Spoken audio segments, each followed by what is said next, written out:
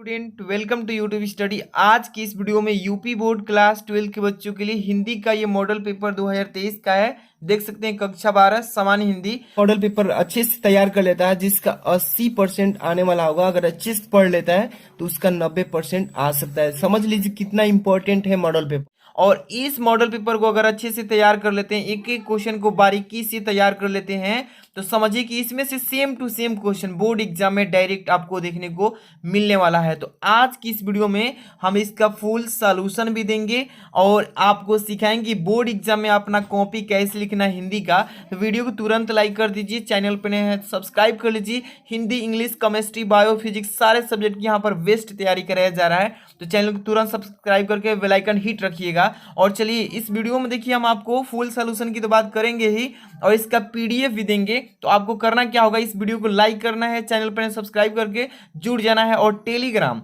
Description में आपको Telegram का लिंक मिलेगा, वहां पे जुड़ जाइएगा, आपको वहां पे सेंड कर देंगे पीडीएफ। जितने भी बच्चे कमेंट कर रहे थे कि सर इसका सोल्यूशन बता दीजिए, तो आज की इस वीडियो में देखिए पूरा सोल्यूशन लेकर आ चुके हैं। आप देख सकते हैं मॉडल पेपर का पीडीएफ निकाल चुके हैं ताकि आपको आसानी से एक एक क्वेश्चन को समझा सके। और देखिए इसका पूरा सोल्यूशन बताएंगे। और वो भी जितने भी बच्चे बोल रहे थे कि बोर्ड एग्जाम की कॉपी पे बताइए, तो देख सकते हैं ये बोर्ड एग्जाम की कॉपी है और इसमें एक एक क्वेश्चन का सोल्यूशन आपको कैसे करना है बोर्ड एग्जाम में। देख सकते हैं क्वेश्चन और फर्स्ट एंड सेकेंड, यहाँ पर हर एक क्वेश्चन का इस वीडियो में सोल्यूशन मिल जाएगा। एक एक क्वेश्चन यहाँ पर देख सकते हैं इस टाइप से है, जैसे कि बोर्ड एग्जाम अगर इस तरीके से लिखते हैं तो आपको अच्छा स्कोर करने में कोई नहीं रोक सकता है। तो यहाँ पर देख सकते हैं ऑल क्वेश्चन को इसमें लिया गया है पूरा। और यहाँ पे देखिए सबसे पहले नंबर यहाँ पे बात करेंगे कि ऐसे ही हिंदी के जैसे इंग्लिश का भी अगर सोल्यूशन चाहते हैं तो आपको कमेंट बॉक्स में जाकर कमेंट करना होगा ज्यादा से ज्यादा, और इस वीडियो को ज्यादा से ज्यादा शेयर करना होगा। तो वीडियो को पूरे एंड तक देखते रहिए। और ध्यान दीजिए, जो बच्चा अगर ये मॉडल पेपर अच्छे से तैयार कर लेता है, जिसका 80% आने वाला होगा, अगर अच्छे से पढ़ लेता है तो उसका 90% आ सकता है। समझ लीजिए कितना इंपॉर्टेंट है मॉडल पेपर। तो एक एक क्वेश्चन अच्छे से समझिए और टाइम दीजिए, नोट्स निकाल लीजिए और फटाफट से रेडी हो जाइए। और जो भी बच्चे वीडियो को लाइक नहीं, लाइक कर दीजिए। अगर आप इस चैनल पर नए हैं तुरंत सब्सक्राइब कीजिए, क्योंकि यहाँ पर हर एक मॉडल पेपर को ऐसे ही तैयार कराया जाएगा, वो भी बोर्ड एग्जाम की कॉपी पे। और टेलीग्राम का वीडियो के डिस्क्रिप्शन में लिंक है, जाकर के ज्वाइन हो जाइए। और मेरा सेकंड चैनल का लिंक है, उसको सब्सक्राइब करके बेल आइकन हिट कर लीजिए ताकि कोई वीडियो मिस ना हो। और चलिए एक एक क्वेश्चन को अटेम्प्ट करते हैं। सबसे पहले नंबर देख सकते हैं प्रतिदर्श प्रश्न पत्र 2021-22, ठीक है, यानी कि और कक्षा 12 के बच्चों के लिए 20 से जो है सामान्य हिंदी, और यहाँ पे समय जो है 3 घंटे 15 मिनट, ठीक है। और यहाँ पे पूर्णांक जो आप देख रहे हैं 100 मार्क्स का है। और यहाँ पे सबसे पहले नंबर खंड की बात करें तो 2 खंडों में आपका पेपर आएगा हिंदी का, ठीक है। पहला जो खंड होगा इसमें क खंड, जिसमें हिंदी से होगा, और दूसरा जो खंड होगा उसमें यानी कि व्याकरण से होगा, तो वो खंड ख हो जाएगा, ठीक है। तो सबसे पहला नंबर क्वेश्चन जो आप देख रहे हैं इसमें प्रश्न नंबर पहला का क, इसमें देखिए क नंबर क्या लिखा है इसमें। तो देख सकते हैं फर्स्ट नंबर क्या लिखा है कि शिक्षा का उद्देश्य निबंध के लेखक कौन है। शिक्षा के उद्देश्य का लेखक है संपूर्णानंद जी, डॉक्टर संपूर्णानंद जी, ठीक है। अभी टिक लगा रहा हूं और बोर्ड एग्जाम की कॉपी पर भी इसको फिलअप करके बताएंगे, तो बने रहिएगा। और यहाँ पर देखिए ख नंबर लल्लू लाल की रचना है। लल्लू लाल की रचना कौन सी है, तो प्रेम सागर। चलिए अब इसको बोर्ड एग्जाम की कॉपी में कैसे लिखना है। सबसे पहला नंबर पहला का क, तो यहाँ पे देखिए सबसे पहले नंबर बोर्ड एग्जाम की कॉपी में सबसे पहले नंबर यहाँ पे आ जाइएगा और यहाँ पे खंड क लिखना है, क्योंकि आप खंड क स्टार्ट किए हैं तो खंड क यहाँ पे लिखेंगे। और प्रश्नोत्तर संख्या ऐसे डाल लेना है, ठीक है। प्रश्नोत्तर संख्या पहला डालेंगे और जितने भी पहला का क्वेश्चन है सब लाइन वाइज लाइन ऐसे करना है, ठीक है। तो देखिए जैसे कि पहला का क का शिक्षा का उद्देश्य निबंध के लेखक कौन है, थे संपूर्णानंद जी, तो दूसरा नंबर विकल्प सही है। तो देखिए प्रश्नोत्तर संख्या पहला का क का दूसरा सही है, दूसरा ऐसे लिख देंगे और वो ऑप्शन जो है संपूर्णानंद यहाँ पे लिख देंगे इस तरीके से, ठीक है। अब यहाँ पर देखिए ख नंबर पहला का ख लल्लू लाल की रचना है प्रेम सागर, ख नंबर का दूसरा सही है। तो यहाँ पर देखिए पहला का ख नंबर का दूसरा सही यानी प्रेम सागर इस टाइप से लिख देना है। और यहाँ पे देखिए ग नंबर पर्दा कहानी के लेखक कौन है, तो यहाँ पर हो जाएंगे देखिए प्रेमचंद्र, जयशंकर प्रसाद, अमरकांत, यहाँ पे यशपाल हो जाएंगे इसका राइट आंसर। देखिए पर्दा कहानी के लेखक ग नंबर का चौथा ऑप्शन सही है। यहाँ पर देखिए पहला का ग का चौथा नंबर यशपाल सही है। जो भी बच्चा अभी तक लाइक नहीं किया है तो लाइक कर दीजिए, काफी इसमें मेहनत लगी है, आप समझ सकते हैं। यहाँ पे घ नंबर देखिए क्या लिखा है कि आवारा मसीहा के रचनाकार कौन है? विष्णु प्रभाकर, राम वृक्ष बेनीपुरी, राहुल संस्कृत्यायन, रंगे राघव। इसका राइट आंसर क्या होगा? तो इसका राइट आंसर हो जाएगा विष्णु प्रभाकर जी, यानी घ नंबर का पहला ऑप्शन सही है। तो देख सकते हैं घ नंबर का पहला ऑप्शन सही, तो विष्णु प्रभाकर ऐसे लिख लेंगे। और यहाँ पे देख सकते हैं अंग नंबर क्या लिखा है कि बाल भट्ट की आत्मकथा के लेखक कौन है?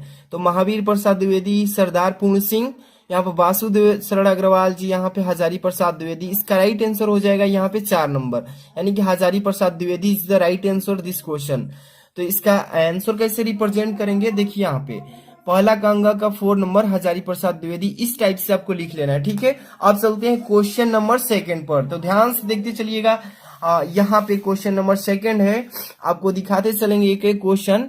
यहाँ पे देखिए प्रश्न नंबर 2 का क, कामायनी किस युग की रचना है? यहाँ पे देखिए ऑप्शन यहाँ पे अवेलेबल कर रहे हैं। यहाँ पे देखिए कामायनी किस युग की रचना है? द्विवेदी युग, क्षयवादी युग, भारतेंद्र युग, यहाँ पे प्रगतिवादी युग। तो इसका राइट आंसर हो जाएगा यहाँ पे मतलब कि क्षयवादी युग का। तो यहाँ पर राइट आंसर 2 नंबर, यानी दूसरा का क का दूसरा नंबर सही है ऑप्शन, क का 2 नंबर ऑप्शन। तो यहाँ पे देखिए इसको कैसे लिखेंगे? तो यहाँ पे प्रश्नोत्तर संख्या पहले नंबर डालेंगे, दूसरा और अंडरलाइन कर देंगे ताकि बेस्ट दिखे, सभी बच्चों से यूनिक रहेगी। तो एग्जामिनर का एक्सप्रेशन जाएगा तो अच्छा मतलब नंबर नहीं काटेगा, ठीक है। यहाँ पे दूसरा का क का 2 नंबर ऑप्शन सही था, क्षयवादी युग, ठीक है। अब इसके बाद यहाँ पे क्वेश्चन नंबर देखते हैं ख नंबर, दूसरा का ख, निम्नलिखित कवियों में से कौन प्रगतिवादी युग का है? ठीक है, अग्रदास जी हैं कि तुलसीदास जी हैं कि नंददास जी हैं कि रामधारी दिनकर जी हैं? तो यहाँ पर देख सकते हैं इसका फर्स्ट नंबर जो ऑप्शन है अग्रदास, ये प्रगतिवादी युग के कवि हैं, ठीक है। यहाँ पर देखिए दूसरा का ख का पहला जो ऑप्शन है राइट है। इस तरीके से आपको लिख लेना है, ठीक है। एक एक क्वेश्चन को अच्छे से तैयार कर लीजिए क्योंकि इस मॉडल पेपर से काफी क्वेश्चन फंसेंगे बोर्ड एग्जाम में डायरेक्ट, ठीक है। यहाँ पर ग नंबर देखिए कह रहा है कि तार सप्तक का प्रकाशन वर्ष, तार सप्तक को किस वर्ष में प्रकाशित किया गया था? तो यहाँ पर ऑप्शन 1941, 1943 में, 1954, 1947। तो तार सप्तक का जो प्रकाशन वर्ष था 1943 ईस्वी में किया गया था, यानी कि 2 नंबर जो ऑप्शन है सही हो गया। देखिए ग नंबर, दूसरा का ग नंबर का 1943 सही है, ठीक है। इस टाइप से आपको भी लिखना है। अब इसके बाद घ नंबर देखते हैं क्या लिखा है इसमें कि द्विवेदी युग की रचना है। तो द्विवेदी युग की रचना नहीं है कह रहा है इसमें, द्विवेदी युग की रचना नहीं है, यानी कि प्रिय प्रवास, साकेत, भारत भारती, कामायनी। इसका राइट आंसर कौन सा है आप ही कमेंट करके बता सकते हैं, काफी इसकी तैयारी आप लोग भी कर चुके होंगे। तो इसका राइट आंसर हो जाएगा कामायनी, ठीक है। यानी कि द्विवेदी युग की रचना ये जो है कामायनी नहीं है, नहीं तो ये तीनों है, ठीक है ना।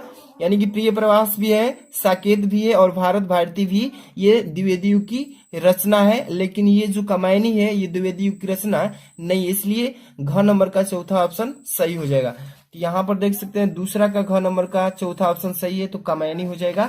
अब इसके बाद हम बात करेंगे अंग नंबर। तो देख सकते हैं अंग नंबर क्वेश्चन कि निम्नलिखित में से कौन सी कृति महाकाव्य नहीं है? इसमें देखिए कृति दिया गया है, 4 कृति है और इस कृति में से महाकाव्य कौन सी नहीं है? यानी कि रामचरितमानस, साकेत, पद्मावत और मामा। तो यहाँ पर देख सकते हैं रामचरितमानस भी ये महान कृति है, साकेत भी है और पद्मावत भी है महान कृति, लेकिन जो ये मामा है ये नहीं होगा, ठीक है, इसलिए ये गलत हो जाएगा। तो यहाँ पर 4 number option is the right this question, यहाँ पर ऐसे लिख लेना है। यानी कि पहला क्वेश्चन और दूसरा आप तो समझ ही लिए होंगे बहुत ही अच्छे से। अब चलते हैं अगला क्वेश्चन यानी कि 3rd नंबर पे, और देख सकते हैं 3rd नंबर क्वेश्चन यहाँ पे प्रश्न संख्या 3 दिए गए गद्यांश आधारित निम्नलिखित प्रश्नों का उत्तर दीजिए, जो कि आप देख सकते हैं कितना इंपॉर्टेंट तीसरा क्वेश्चन है। ये 10 नंबर का पेपर में डायरेक्ट पूछेगा, यानी कि 5 गुणे 2 कर रहा है। इसका मतलब आप समझ सकते हैं एक एक क्वेश्चन होगा जो कि 2-2 नंबर का, यानी 5 क्वेश्चन है और सीधे 10 नंबर मिलेगा। तो सबसे पहले नंबर ये गद्यांश है, इस गद्यांश को पढ़ेंगे कि किस चैप्टर से इस गद्यांश को लिया गया है। तो देखिए धरती माता की कोख में जो अमूल्य निधियां भरी है, जिनके कारण वह वसुंधरा कहलाती है, उससे कौन परिचित न होना चाहेगा? लाखों करोड़ों वर्षों से अनेक प्रकार की धातुओं को पृथ्वी को पीस पीस कर अगणित प्रकार की मिट्टियों से पृथ्वी की देह को सजाया है। हमारे भावी आर्थिक समुदाय के लिए इन सब की जांच पड़ताल आवश्यक है। तो आप समझ सकते हैं इस टाइप से जब दिया है तो ये किस चैप्टर से लिया गया है आपको मालूम होना चाहिए। अभी तक आप इस चैप्टर को पढ़ लिए होंगे, कमेंट बॉक्स में जरूर बताइए। और इसमें देखिए 5 क्वेश्चन पूछेगा। फर्स्ट नंबर देखिए इसमें क्या पूछा है कि उपयुक्त गद्यांश पर संदर्भ लिखिए। मतलब कह रहा है इसमें कि इस पर इस चैप्टर का जो गद्यांश है इसका संदर्भ लिखिए। और दूसरा इसमें क्वेश्चन क्या कह रहा है इसमें देखिए कि धरती वसुंधरा क्यों कहलाती है। और तीसरा रेखांकित अंश की व्याख्या कर दीजिए। और चौथा कह रहा है पृथ्वी की देह को किसने सजाया। और पांचवा है भावी आर्थिक अभ्युदय हेतु हमें क्या करना चाहिए। तो एक एक क्वेश्चन का इसमें हम रिप्लाई करेंगे। चलिए तो देखिए धरती माता की कोख में जो अमूल्य निधि भरी है, तो देखिए सबसे पहले इसमें अंडरलाइन कितने तक किया है, तो इतने शब्दों को इसका वर्णन करना है, व्याख्या करना है कि इतने अंडरलाइन का मतलब क्या कह रहा है। तो चलिए सबसे पहले संदर्भ कैसे लिखेंगे। अब देखिए इसका सोल्यूशन कैसे करना है गद्यांश का। तो यहाँ पे सबसे पहले नंबर प्रश्नोत्तर संख्या 3 डाल लेंगे ऐसे। और यहाँ पे संकेत डालना है। संकेत इसलिए डालते हैं जो एग्जामिनर समझ जाएगा कि किस गद्यांश को ये बच्चा सॉल्व किया है। देखिए संकेत क्या होता है, जैसे कि एक गद्यांश दिया है और इसी में अथवा में भी गद्यांश देगा। यहाँ पे देखिएगा ये अथवा में दिया है गद्यांश, तो जो भी आपको आ रहा होगा वही करेंगे। 2 गद्यांश इसलिए दिया है कि जो आपको आएगा वही करेंगे। अगर ये नहीं आ पा रहा है तो ये भी कर सकते हैं। तो यहाँ पे संकेत दे देंगे तो इजीली वो समझ जाएगा कि कौन सा गद्यांश को सॉल्व किया है बच्चा, और आसानी से जांच कर नंबर ऐड कर देगा। तो यहाँ पर देखिए संकेत में धरती माता की, देखिए यहाँ पे शुरुआत में 2-3 वर्ड उठा लेंगे और लास्ट का 2-3 वर्ड यहाँ से उठा करके डाल देंगे डॉट डॉट करके। जैसे कि संकेत में धरती माता की डॉट डॉट करके और लास्ट में डाल देंगे, समझ में आ जाएगा एग्जामिनर को। और यहाँ पे इसका संदर्भ लिखेंगे और संदर्भ में आपको ये मालूम हो जाएगा किस चैप्टर से, अभी तुरंत याद कर लेंगे। ठीक है, तो यहाँ पे संदर्भ देखिए क्या लिखेंगे, हेडिंग डाल लेंगे ऐसे। और प्रस्तुत गद्यांश हमारी पाठ्य पुस्तक के गद्य भाग से, किस भाग से, गद्य से लिया गया है, यानी गद्य भाग में संकलित एवं भारतीय संस्कृत के अध्येता डॉक्टर वासुदेव शरण अग्रवाल द्वारा लिखित राष्ट्र का स्वरूप शीर्षक निबंध से अवतरित है। इतना इसका संदर्भ लिख देंगे और इसमें जो क्वेश्चन किया उसका जवाब अब देने वाले हैं। ठीक है,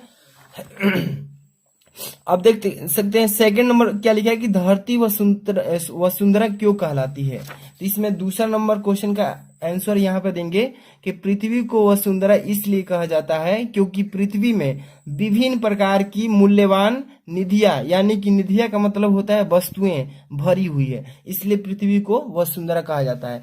अब इसके बाद देखिए इसका थर्ड क्वेश्चन क्या कह रहा है इसमें कि रेखांकित अंश की व्याख्या कीजिए। यानी कि देखिए इसमें जो गद्यांश दिया है इसमें अंडरलाइन किया है। अंडरलाइन का मतलब क्या है उसका यहाँ पे व्याख्या कर देना है। तो धरती माता को कोख में जो अमूल्य निधियां भरी है जिनके कारण वो वसुंधरा कहलाती है, उससे कौन परिचित न होना चाहेगा। तो इतना का बस आपको व्याख्या कर देना है कि ये वर्ड या ये शब्द कह क्या रहे हैं। ठीक है, यहाँ पर देखिए तीसरा नंबर, यहाँ पे मैंने रेखांकित अंश की व्याख्या का हेडिंग नहीं डाला है, डायरेक्ट इसका आंसर लिख दिया है। ठीक है ना, तो देखिए लेखक कहता है कि पृथ्वी की कोख में अमूल्य रत्न भरे पड़े हैं। ठीक है, इन्हीं रत्नों के कारण पृथ्वी का एक नाम वसुंधरा भी है। बहुमूल्य रत्न धातुएं जैसे कि सोना चांदी खनिज, मतलब कि जैसे कि आप देख सकते हैं वो खनिज पदार्थ, अन्न, फल, जल, इसी प्रकार की असंख्य अनमोल, असंख्य मतलब कि जिसकी संख्या की गिनती भी नहीं की जा सकती, बहुत सारी पड़ी हुई है अनमोल वस्तुएं जिन्हें भूमि अपने आंचल में छिपाई रहती है। यही इसका अंडरलाइन का मतलब हुआ, यानी व्याख्या कर दिए। इसके बाद अगला क्वेश्चन इसमें क्या पूछा है अभी हम देखते हैं 4 नंबर। देखिए पृथ्वी की देह को किसने सजाया। तो यहाँ पे इसका आंसर देखिएगा ध्यान से 4 नंबर का। पृथ्वी की देह को इस पर दिन रात बहने वाली नदियों ने पहाड़ों की पीस पीस कर और असंख्य प्रकार की मिट्टियों से सजाया है। ठीक है, अब इसके बाद अगला हम क्वेश्चन की बात करेंगे। तो क्वेश्चन नंबर, अब देखिए अथवा में भी क्वेश्चन दिया है। अथवा में यहाँ पर देखिए, अथवा में जिस बच्चे को करना है वो कर लेगा, लेकिन मैं एक एक गद्यांश को ही बता रहा हूँ क्योंकि वीडियो लॉन्ग हो जाएगी, इसलिए थोड़ा सा ही बता रहा हूँ। कोई अगर ये नहीं आएगा तो इसका कमेंट कीजिए, मैं इसका सोल्यूशन दे दूंगा। यहाँ पर इसको पढ़ लीजिएगा, देख लीजिए। इसके बाद इसी में भी क्वेश्चन दिया है, जो भी आपकी मर्जी कर सकते हैं। यहाँ पे आप क्वेश्चन नंबर 4 की बात करेंगे डायरेक्ट हम यहाँ पे, ठीक है। देखिए 4 नंबर क्वेश्चन क्या कह रहा है कि दिए गए पद्यांश पर आधारित निम्नलिखित प्रश्नों के उत्तर दीजिए। और ये भी क्वेश्चन 4 नंबर जो है ये 10 नंबर का पेपर में आने वाला है, यानी कि ये भी इंपॉर्टेंट है, जो कि 3 नंबर जितना था, ठीक है, समझ सकते हैं। लेकिन वो गद्यांश से था और ये पद्यांश है। दिए गए पद्यांश में से मतलब कि इसको पढ़ के और इसका उत्तर देना है। कह रहा है कि दुर्बलता की ही चिन्ह विशेष शपथ है, पर अवलाजन के लिए कौन सा पथ है? यदि मैं उकसाई गई भरत से हूं, तो पति समान ही स्वयं पुत्र भी खोऊं। ठहरो मत रोको मुझे, कहूं सुनो लूं, पाऊं यदि उनमें चार सार उसे सब चुन लूं। तो ये आपका पद्यांश है, ठीक है। और इसमें 2 क्वेश्चन है, पद्यांश में भी 2 आएगा। पद्यांश को पूरा पढ़ेंगे, इसी में से इतना भी है, ठीक है। इसका प्रश्न भी इसी में दिया है। अगर ये देखिए गद्यांश में मैंने पहला नंबर बता दिया था, लेकिन पद्यांश में अथवा वाला भी बता देता हूँ। बहुत सारे बच्चों का सस्पिशन रहता है कि अगर पद्यांश का कोई अथवा वाला क्वेश्चन मुझे करना होगा बोर्ड एग्जाम की कॉपी में, तो वो कैसे सॉल्व करेंगे, तो वो भी देख लीजिए। यहाँ पर लिखा है कि लज्जाशिला पथिक महिला जो कन्ही दिष्ट जाए आए, होने देना विकृति वसना, तो न तू सुंदरी को, जो थोड़ी सी श्रमी वह हो, गोद ले श्रांति खोना, होठों की और कमल मुख मलनताए मिटाए। और देखिए इतना भी। और इसके नीचे कोई कलांता कृषक ललना खेत में जो दिखावे, जाता कोई जलद यदि वो वयो में, तो उसे ला। दिख नहीं रहा है क्या साफ? अब इसको साफ देखिए। धीरे धीरे परस उसकी कलांसियों में मिटाना, छाया द्वारा सुखित करना तप्त भूतांगा को। अब देखिए ये पद्यांश का आपका ये मतलब कि पद्यांश से इसको लिया गया था। और इसमें से देखिए क्वेश्चन क्या पूछा है कि उपयुक्त पद्यांश का संदर्भ लिखिए और रेखांकित अंश की व्याख्या कीजिए। राधा लज्जाशील पथिक महिला के विषय में क्या कहना चाहती है? ओठों की और कमल मुख में अलंकार कौन सा छिपा है? जलद और कृषक ललना का अर्थ क्या होगा? चलिए इसका सोल्यूशन बताते हैं। सबसे पहले नंबर तो इसका संकेत लिखेंगे शुरुआत का और लास्ट का, ठीक है। तो यहाँ पर चलिए इसको पेज को नेक्स्ट करते हैं और यहाँ से एक एक सोल्यूशन देखेंगे। देखिए इसमें प्रश्नोत्तर संख्या 4 ऐसे डाल लीजिएगा, ओके। और यहाँ पे संकेत जैसे कि मैंने तीसरा नंबर क्वेश्चन बताया था, सेम वैसे ही कर लेना है इसमें भी। शुरुआत में लज्जा पथिक महिला, तो यहाँ पे देखिए लज्जा पथिक महिला डॉट डॉट करके और लास्ट का यहाँ पे डाल दीजिएगा। देखिए यहाँ से तप्त भूतंगा को, तो देखिए इसका यहाँ पे डाल दीजिएगा। लेकिन मैं यहाँ से ये डाल दिया, दिख नहीं पाया यहाँ पे, यही वाला डाल दिया गलती से, लेकिन ये वाला डालना चाहिए था, ठीक है। तो आपको ये गलती नहीं करना है, ऐसे डालेंगे और संदर्भ डालेंगे। जैसे आप पद्यांश पढ़े हैं, आपको मालूम चल गया कि किस चैप्टर से लिया गया है और इसके चैप्टर के राइटर कौन है। तो पवन दूत से लिया गया है और इसके राइटर देखिए अयोध्या सिंह उपाध्याय। चलिए इसका संदर्भ कैसे लिखेंगे, ध्यान से देखिएगा। यहाँ पे संदर्भ की प्रस्तुत पद्य महाकाव्य, देखिए महाकवि अयोध्या सिंह उपाध्याय हरिऔध द्वारा प्रिय प्रवास से हमारी पाठ्य पुस्तक के देखिए पद भाग से संकलित पवन दूत, यानी कि पवन दूतिका बोलेंगे, शीर्षक काव्यांश से उद्धृत किया, यानी कि प्रकाशित हुआ है, ठीक है। इतना इसका संदर्भ हो जाएगा। अब इसी में क्वेश्चन पूछा था कि इसकी रेखांकित अंश की व्याख्या कीजिए। यहाँ पे दिख रहा है सेकंड नंबर क्वेश्चन, रेखांकित अंश की व्याख्या करना है इसमें, यानी कि अंडरलाइन जो किया है इसका अर्थ बताना है कि थोड़ी सी श्रमिक वह हो, गोद ले श्रांति खोना, होठों की और कमल मुख की मलनाएं मिटाना। देखिए इसका यहाँ पे व्याख्या करेंगे अंडरलाइन का। तो यहाँ पे रेखांकित अंश की व्याख्या यहाँ पे डाल लीजिएगा। अगर नहीं डालना चाहते हैं तो डायरेक्ट आंसर दूसरा भी डाल सकते हैं कि हे पवन, यदि तुम्हें मार्ग में कोई लाजवंती स्त्री दिखाई पड़े तो इतने वेग से न बहना कि उसके वस्त्र उड़कर अस्त व्यस्त हो जाए, ठीक है, और उसका शरीर मतलब उघड़ जाए। यदि वह थोड़ी सी भी थकी दिखाई देती तो उसे गोद में लेकर चारों ओर से घोरकर उसकी थकान मिटा देना। तो ये जो अंडरलाइन किया था, इस अंडरलाइन का मतलब इतना ही व्याख्या करना था। हो गया कंप्लीट। अब इसके बाद अगला क्वेश्चन इसमें क्या पूछा है, थर्ड नंबर कि राधा लज्जाशील पथिक महिला के विषय में क्या कहना चाहती है? तो इसका थर्ड नंबर के यहाँ पे आंसर देखिए क्या होगा। एक एक क्वेश्चन को अच्छे से तैयार कर लीजिए ताकि बोर्ड एग्जाम में एक भी नंबर न कटे और अच्छा स्कोर कर पाए, क्योंकि आगे की चल कर के आप डिफेंस लाइन में जाएंगे तो आपको वहां पे आपका नंबर के बेस पर ही, मतलब कि जो भी भर्ती आती है उसके आधार पर होता है। तो देख सकते हैं थर्ड नंबर यहाँ पे क्वेश्चन पहले कि राधा लज्जा पथिक महिला से परोपकार की व्यवहार से उसकी सुंदरता की विकृति करती है। ठीक है, अब इसके बाद अगला क्वेश्चन इसमें क्या किया है, चौथा नंबर कि होठों की औ कमल मुख में अलंकार कौन सा छिपा है? तो यहाँ पर देखिए इसका आंसर कि होठों की औ कमल मुख में उपमा अलंकार है। इसमें कौन सा अलंकार है? तो उपमा अलंकार छिपा है। और इसके बाद अगला क्वेश्चन इसमें 5 नंबर कि जलद, देखिए यहाँ पे जलद, कौन सा जलद लिखा है कि जलद और कृषक दोनों, जलद और कृषक ललना का अर्थ क्या होगा यहाँ पे? चलिए 5 नंबर क्वेश्चन देखिए कि छाया द्वारा सुखित करना, इसका मतलब वही हुआ कि छाया द्वारा सुखित करना। किसका मतलब क्या कि जलद और कृषक ललना का अर्थ है कि छाया द्वारा सुखित करना। अब हम चलेंगे क्वेश्चन नंबर 5 की तरफ, जो कि काफी इंपॉर्टेंट क्वेश्चन है। यहाँ पर 5 नंबर क्या कह रहा है कि 5 का क नंबर, 5 नंबर क्वेश्चन का 2 क्वेश्चन आएंगे, एक तो क आएगा एक तो ख आएगा। ठीक है, 2 क्वेश्चन करना है इसमें। तो देखिए निम्नलिखित में से किसी एक लेखक का साहित्यिक परिचय देते हुए उनकी प्रमुख रचना का उल्लेख करना है। इसमें ध्यान दीजिएगा 3 नंबर और 2 नंबर, यानी कि 5 नंबर मिलेगा केवल क नंबर से, और 3 नंबर किसका मिलेगा? तो केवल आप जीवन परिचय लिखेंगे तो 3 नंबर, और 2 नंबर उनकी जो देखिए उनकी प्रमुख रचना लिखेंगे तो अब साहित्यिक परिचय, तो अब जाकर के 2 नंबर यानी 5 नंबर। तो चलिए कौन कौन से हैं लेखक, और यहाँ पे आप देख सकते हैं लिखा है कि शब्द सीमा अधिकतम 80 शब्द, यानी कि इसका जो जीवन परिचय होना चाहिए 80 शब्दों के अंडर में ही होना चाहिए, अधिकतम नहीं होना चाहिए। ऑप्शन दिया है आचार्य हजारी प्रसाद द्विवेदी, एपीजे अब्दुल कलाम, वासुदेव शरण अग्रवाल। तीनों में से एक का मतलब जीवन परिचय लिखना है, किसी एक का, जो भी आपको याद हो वही लिखेंगे। चलिए मैं पहला नंबर का ही बता देता हूँ, आचार्य हजारी प्रसाद द्विवेदी का कैसे लिखेंगे।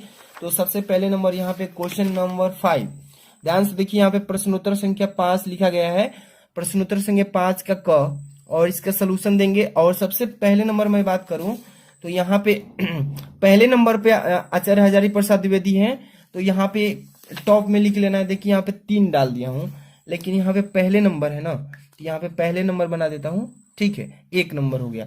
अब यहाँ पे ध्यान दीजिए, यहाँ पे जिसके बारे में लिख रहे हैं जीवन परिचय उसको टॉप में लिखिएगा, ऊपर सबसे डॉक्टर हजारी प्रसाद द्विवेदी ऐसे, और उनका जीवन परिचय यहाँ पे हेडिंग डाल लीजिएगा। और इसमें क्या लिखना है, मेन पॉइंट क्या होता है जीवन परिचय में समझ लीजिए।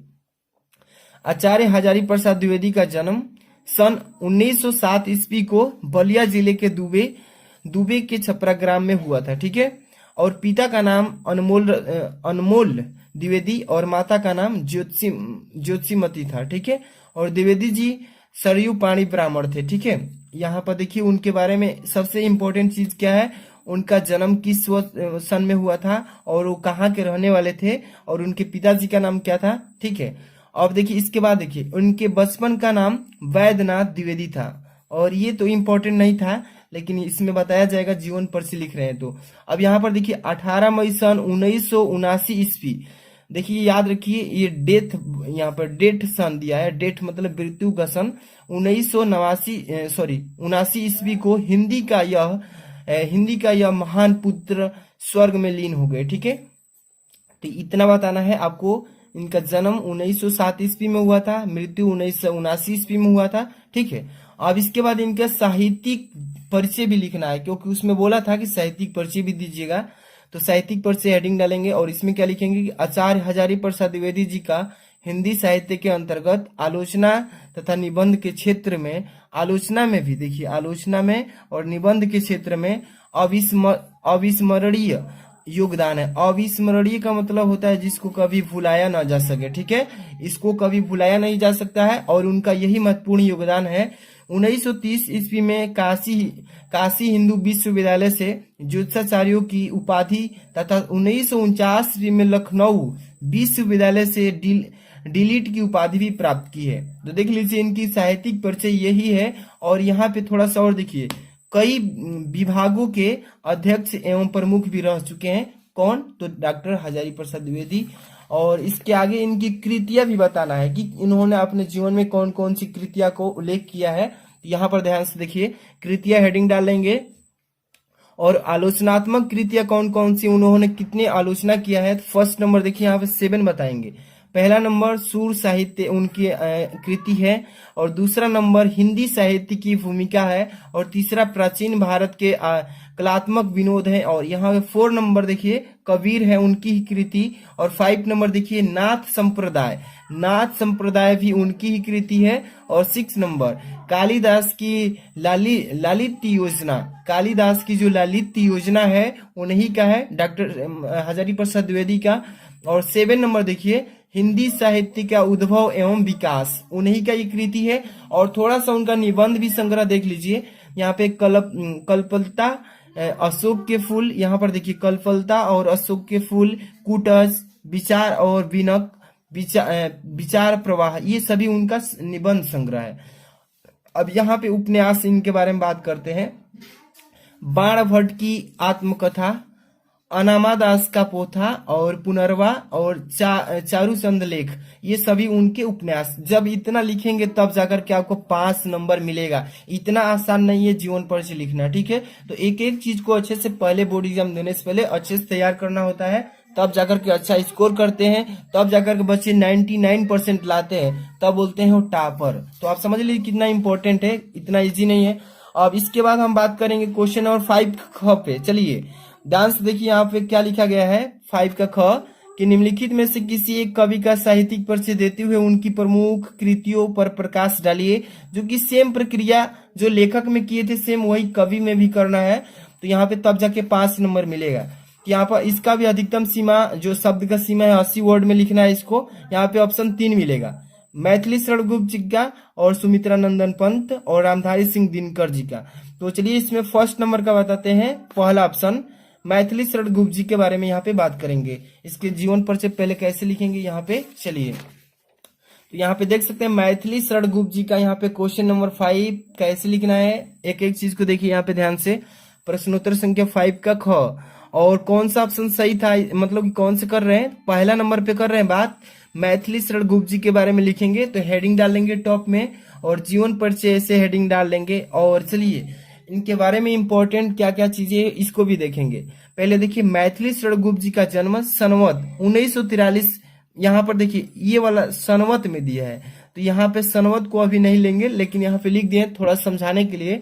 मैथिली शरण गुप्त जी का जन्म, देखिए यहाँ पे सन डाले हैं ना, इसको डायरेक्ट आप याद रखिएगा, ये नहीं लिख करके सनवत यहाँ पे सन भी लिख सकते हैं, ठीक है।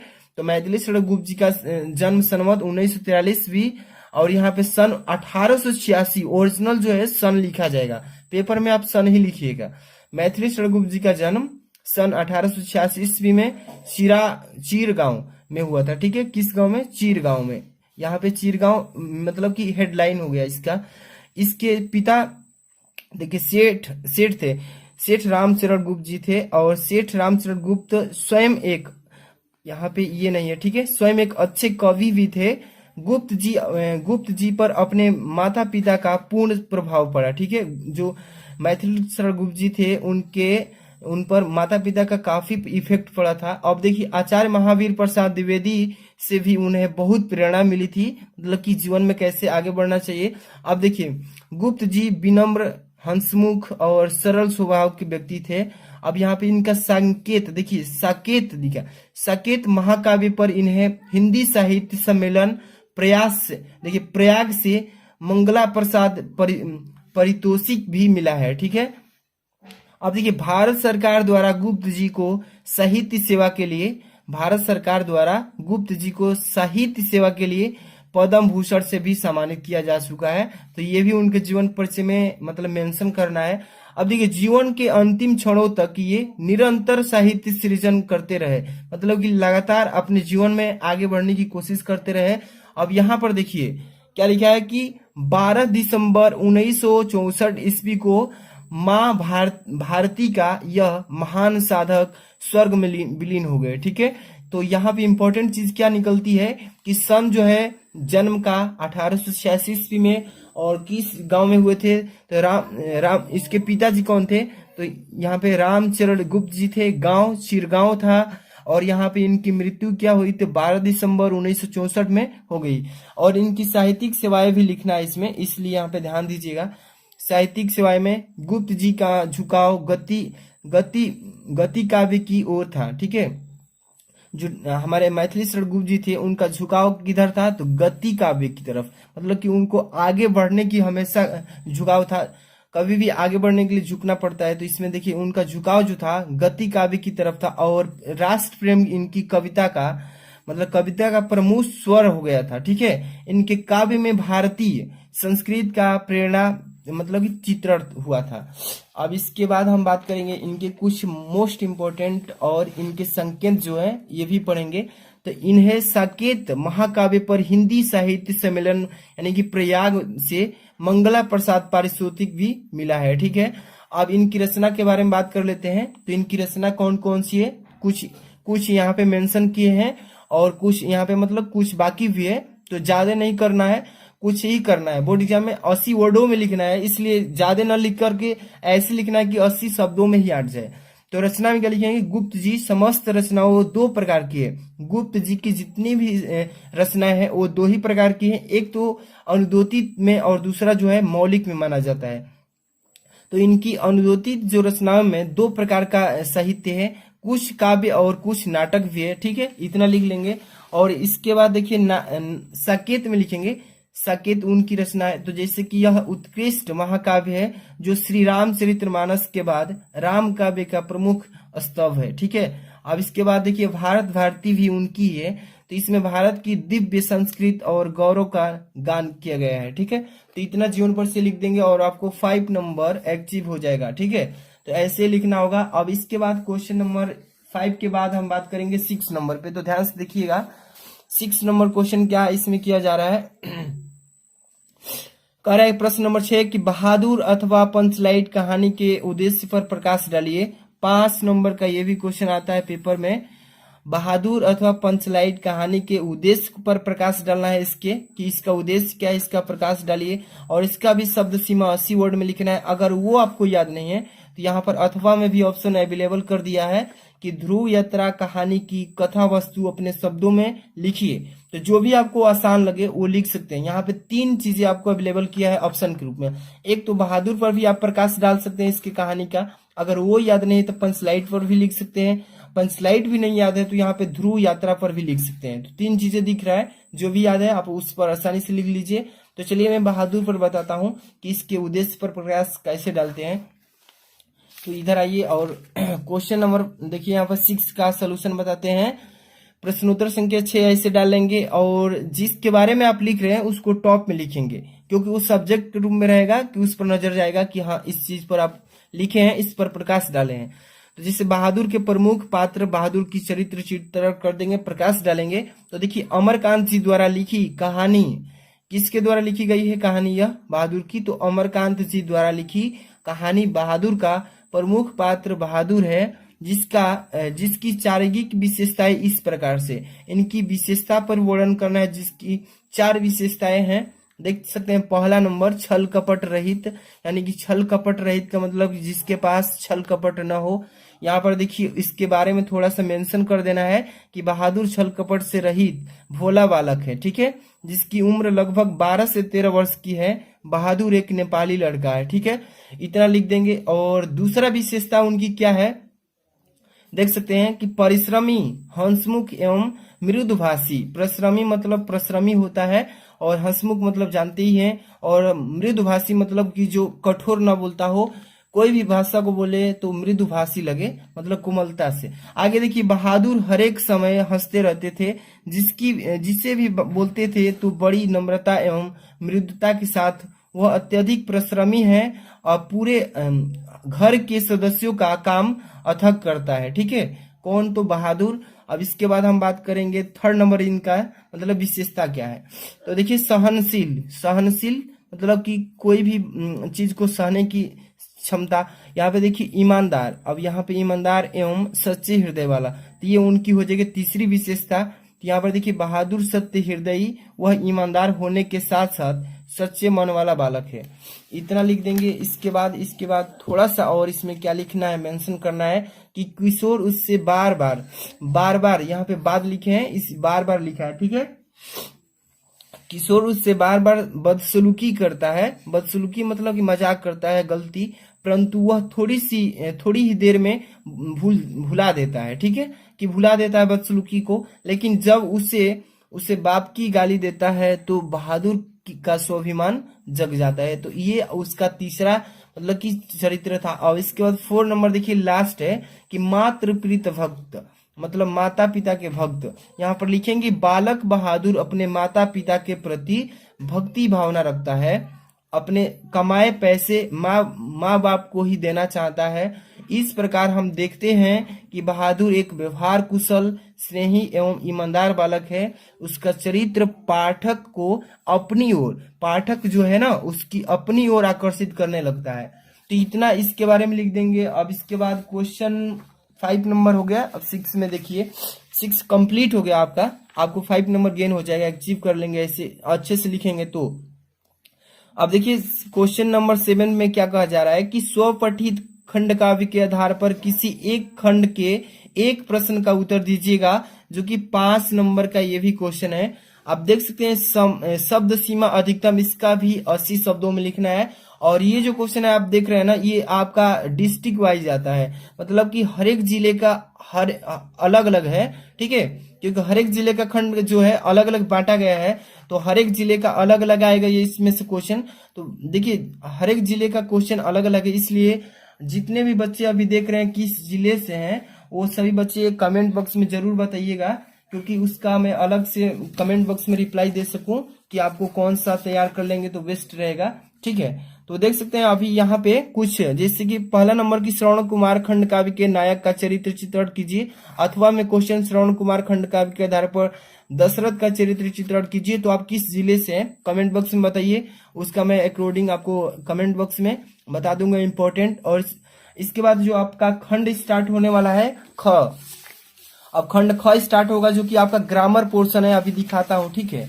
ग्रामर पोर्शन से क्वेश्चन उठेगा, तो आपको ध्यान से बस देख लेना है। इसका जो सोल्यूशन है कब देने वाले हैं, तो यहाँ पे खंड देख रहे हैं ना, खंड ख, इसमें से क्वेश्चन नंबर 8 से लेकर के जितने भी क्वेश्चन बचे हैं अगले वीडियो में हम प्रोवाइड करेंगे, क्योंकि वीडियो लॉन्ग हो जाएगी तो आप भी नहीं देख पाएंगे, हरासमेंट होगा। तो अगली वीडियो में खंड ख का सोल्यूशन आएगा। तो ज्यादा से ज्यादा इस वीडियो को लाइक और शेयर करते हैं तो नेक्स्ट वीडियो जल्दी से जल्दी मिल जाएगी। मिलते हैं नेक्स्ट वीडियो में। Thanks for watching.